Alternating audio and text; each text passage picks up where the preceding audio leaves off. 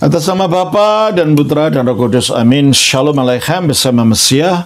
Selamat bertemu kembali saudara dengan saya, Episkop Daniel dari Nikopolis, pemimpin dan pendiri dari Gereja Ortodoks Indonesia. Mungkin sudah lama saudara menunggu-nunggu pertanyaan-pertanyaan ini yang akan saya jawab. Kita lanjutkan, yaitu menjawab pertanyaan-pertanyaan yang saudara sudah kirim. Kali ini pertanyaan berasal dari saudara Javando. Bunyinya, Romo, apa Ortodoks juga setuju inerasi? ya, Ortodoks setuju inerasi dalam pengertian bahwa berita kebenaran yang ingin Allah sampaikan kepada kita itu tidak ada yang salah. Tapi bukan berarti bahwa hal-hal yang bukan menjadi concernnya Alkitab itu semuanya ada di sini. Jadi kalau mau mencari kebenaran kimia, yang jangan cari di Alkitab. Ya. Kalau mau mencari kebenaran aljabar, ya jangan cari di Alkitab. Tapi kalau berbicara tentang Allah, tentang keselamatan, tentang hal-hal yang memang itu tujuan Alkitab dituliskan, ya tidak ada salahnya. Terus pertanyaan selanjutnya, bukankah yang menulis juga manusia? ya, yang menulis manusia, tapi percayakah saudara manusia itu dituntun oleh Roh Kudus? Bukan hanya ngarang-ngarang sendiri. Coba kita baca di dalam 1 Korintus 2 ayat 10. Karena kepada kita Allah telah menyatakannya oleh Roh. Ya, kepada kita, maksudnya kepada para rasul, Allah menyatakannya oleh Roh. Jadi bukan yang sekedar manusia biasa, dan Roh itu rohnya Allah. Rohnya Allah itu roh kebenaran, maka roh kebenaran tidak bisa menjadi roh kesesatan. Oleh karena itu roh kebenaran tidak akan menyesatkan. Kita baca Yohanes pasal yang ke-15 ayat 26. Jikalau penghibur yang akan kuutus dari Bapa datang, yaitu roh kebenaran. Roh kebenaran, jadi nggak mungkin menyesatkan. Karena roh kebenaran itu mengilhami pada kebenaran. Kita baca juga di dalam Efesus 3 ayat 1. Itulah sebabnya aku ini, Paulus, orang yang dipenjarakan karena Kristus Yesus, untuk kamu orang-orang yang tidak mengenal Allah. Teruskan. Memang kamu telah mendengar tentang tugas penyelenggaraan kasih karunia Allah yang dipercayakan kepadaku karena kamu, yaitu bagaimana rahasianya dinyatakan kepadaku. Rahasianya dinyatakan kepadaku, terus? Dengan wahyu. Dengan wahyu. Wahyu ilahi. Wah, itu kan ngaku-ngaku Paulus. Enggak, dia didukung oleh pemimpin para rasul, yaitu Petrus. Coba kita baca dalam 2 Petrus 3 ayat 15. Anggaplah kesabaran Tuhan kita sebagai kesempatan bagimu untuk beroleh selamat, seperti juga Paulus, saudara kita yang kekasih, telah menulis kepadamu menurut hikmat yang dikaruniakan kepadanya. Menurut Petrus, disaksikan oleh Petrus, Paulus menulis menurut hikmat yang dikaruniakan kepadanya. Hikmat itu salah satu dari karunia Roh Kudus. Berarti Petrus mengakui bahwa tulisan-tulisan Paulus itu adalah ilham dari Roh Kudus. Kita baca juga dari 2 Timotius 3 ayat 16. Segala tulisan yang diilhamkan Allah memang bermanfaat untuk mengajar. Jadi segala tulisan yang diilhamkan Allah, sebenarnya theopneustos, itu artinya diembusi oleh Allah. Jadi ini berbicara tentang perjanjian lama. Tulisan-tulisan perjanjian lama itu diembusi oleh Allah, diilhami oleh Roh Kudus, jadi bukan karangan manusia biasa. 2 Petrus pasal 1 ayat 21. Sebab tidak pernah nubuat dihasilkan oleh kehendak manusia. Nah, tidak pernah nubuat dihasilkan oleh kehendak manusia, tetapi oleh dorongan Roh Kudus. Oleh dorongan Roh Kudus. Orang-orang berbicara atas nama Allah. Orang-orang berbicara atas nama Allah. Oleh karena itu kita percaya Roh Kudus, kitab suci ini dapat dipercaya karena meskipun ditulis oleh manusia, tapi manusia itu diilhami oleh Roh Kudus. Oleh karena itu tidak bisa salah. Teruskan pertanyaannya. Bukankah yang menulis juga manusia yang tidak lepas? Manusia yang diilhami Roh Kudus. Terus. Yang tidak lepas dari kemungkinan salah? Ya, kalau tanpa Roh Kudus salah. Tapi karena yang mendidik Roh Kudus, ya enggak. Terus? Yang mengkanonkan juga manusia yang juga mungkin bisa salah. Enggak, yang mengkanonkan itu gereja. Dan kalau di dalam konsili, dan kalau gereja berbicara dalam konsili, menurut Kisah Rasul pasal yang ke 15 ayat 28 coba. Sebab adalah keputusan Roh Kudus dan keputusan kami. Nah, keputusan konsili dikatakan oleh para rasul adalah keputusan Roh Kudus dan keputusan kami.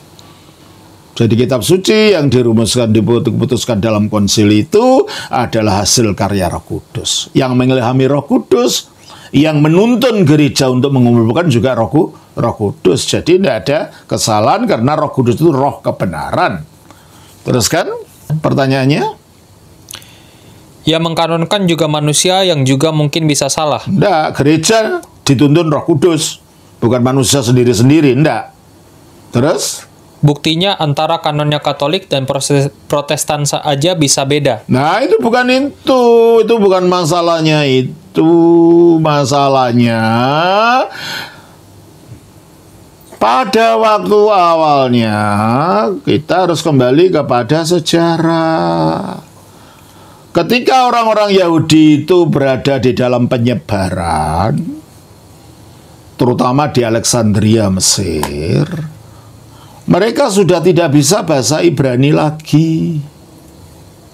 Sehingga pada waktu itu oleh Raja Mesir yang bernama Ptolemeus Soter atau Philadelphus, Ptolemeus Soter atau Ptolemeus Philadelphus, satu di antara dua ini, diperintahkan para pemimpin agama Yahudi ini supaya menerjemahkan kitab sucinya ke dalam bahasa yang mereka gunakan di tempat itu, yaitu bahasa Yunani. Lalu diterjemahkanlah kitab suci Ibrani itu ke dalam bahasa Yunani. Karena waktu itu kitab suci Ibrani itu belum dikanonkan, belum ada batasan berapa jumlahnya kitab, kecuali yang 5 pertama saja, Kejadian, Keluaran, Imamat, Bilangan, Ulangan. Yang lain tidak. Sehingga ada sastra-sastra rohani Yahudi lainnya yang diterjemahkan di dalam terjemahan itu. Misalnya 1 Makabe, 2 Makabe, 3 Makabe. Itu bukan gereja Roma Katolik yang ngarang, itu gereja purba. Ya.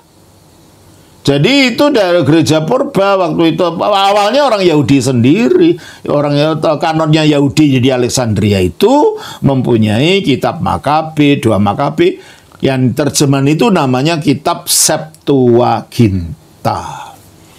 Septuaginta itu dari kata septa itu artinya 7. Ya, karena waktu itu yang menerjemahkan ada 72 orang yang menurut tradisi mereka menerjemahkan sendiri-sendiri. Setelah hasilnya dicocokkan, loh kok sama. Nah, akhirnya gereja orang-orang Yahudi menganggap, oh kalau ini mereka diilhami Roh Kudus menerjemahkannya ini. Jadi akhirnya Septuaginta itu menjadi kitab sucinya orang Yahudi di Alexandria. Nah, ketika kekristenan muncul, kebanyakan akhirnya yang menjadi Kristen itu bukan orang Yahudi, namun orang-orang non-Yahudi yang bahasa pengantar mereka adalah bahasa Yunani. Itulah sebabnya mengapa Perjanjian Baru itu ditulisnya di dalam bahasa Yunani. Ya.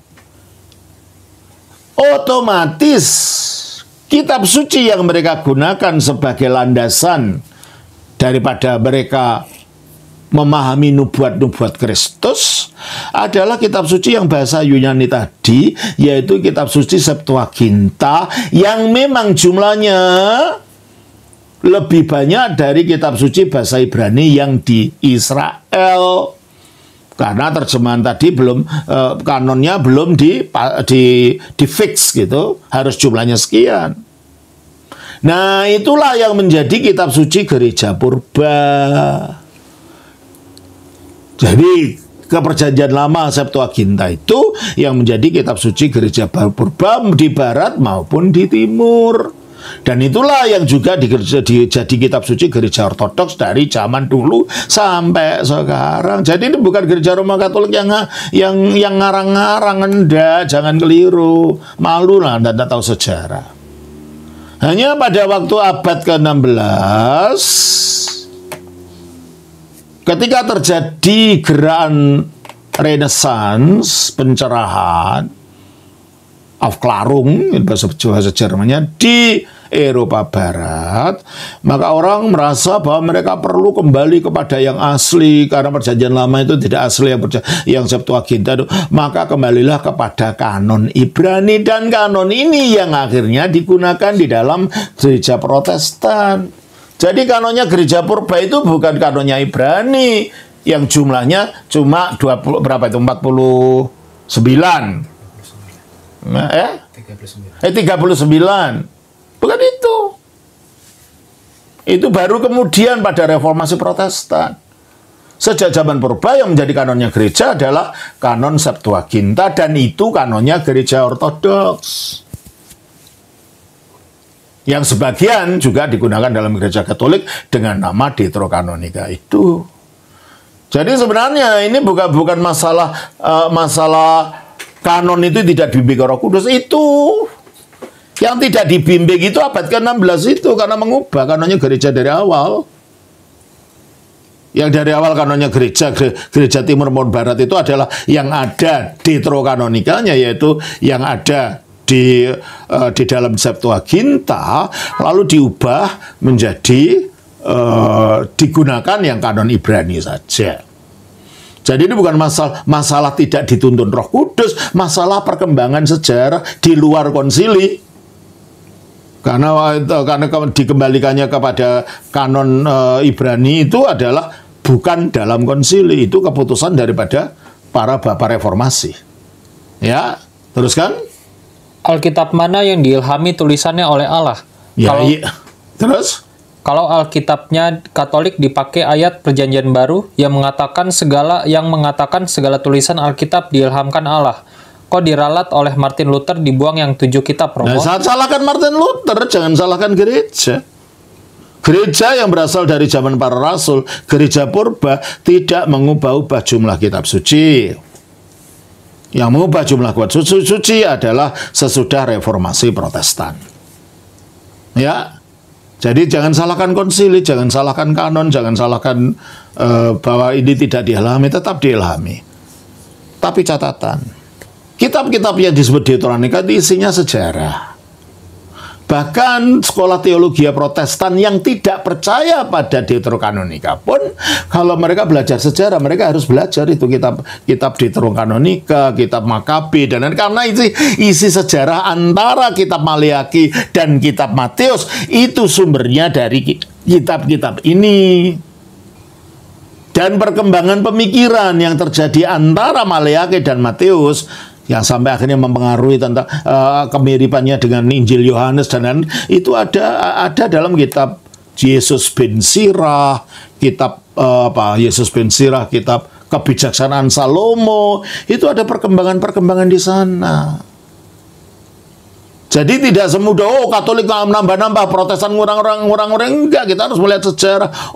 Konsili tidak dipercayai.